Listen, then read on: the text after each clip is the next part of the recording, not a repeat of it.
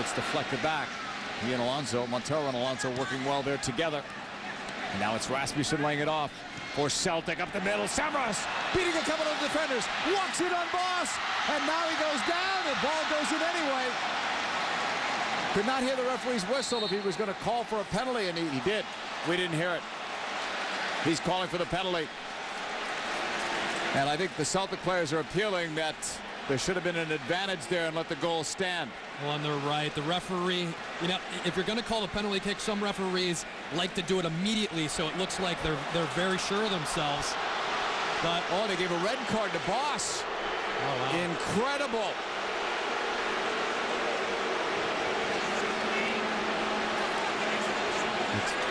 It's more incredible when we tell you that they had to get another backup goalkeeper in because Keller is injured and couldn't play. And that's why you always ask about the backup goalkeepers. Jordan Jennings. Oh, man, how about that? University of Washington. Well, you got to look at this, and this is what I meant about clean on the counter. Look how good this ball is from Samaras. Perfectly timed run, and Boss hesitates a little bit to come out, finally comes out, and he does take down Samaras, and the referee does not let the play continue. Samaras actually keeps his feet here and slides the ball into the net, and that's what Celtic were so upset about. They figured it should have been a goal, but not only are they upset about the penalty spot not giving the goal, but now we have Boss who gets thrown out of the game, which is kind of a tough call to make, and a friendly Boss coming out to make the save.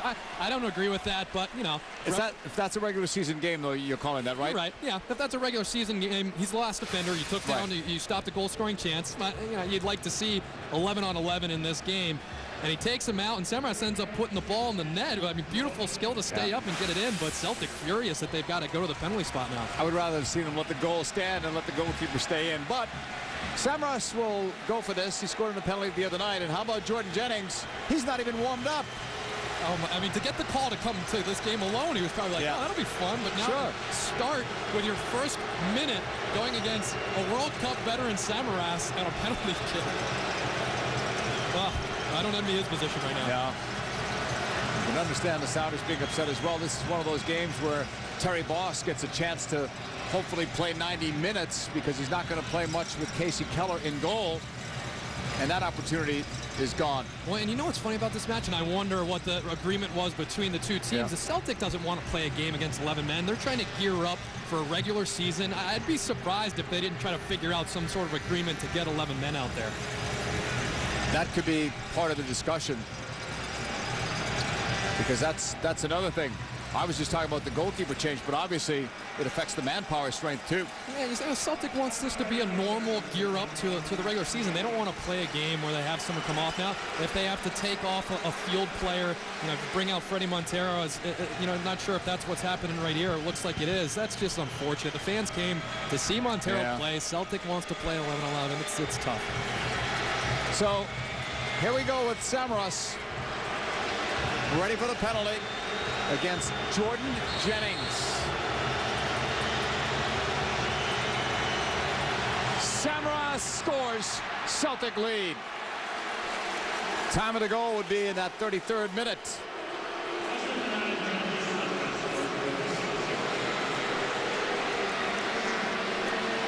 Seattle fans not happy. I mean, take a look at the foul again, and Boss comes out, catches the leg of Samaras. Definitely a penalty kick.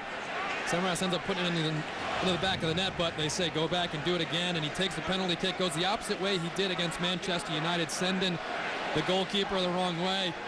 And 2 goals off 2 penalty kicks in the summer. Begging for a one-timer. Back on the left side, that's well done. Celtic on the move with a cutting ball in from McCourt. Low shot, and McCourt makes it look easy. Celtic lead 2-0.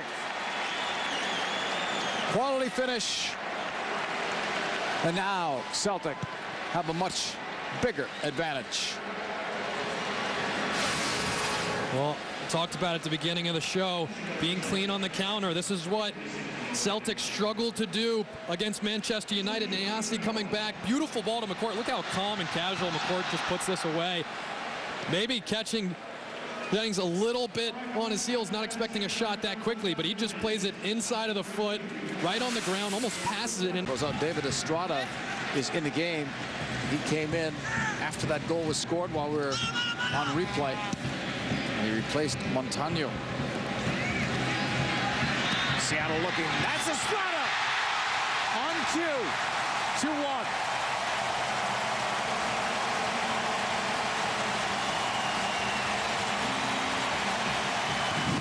Game's back on. Well, JP, just as you're mentioning his name, he shows up, and it's a beautiful strike from Estrada. Picks up the ball, gets turned. No Celtic players challenge him. Sets it up, and just has a rip. And Servey didn't seem like he got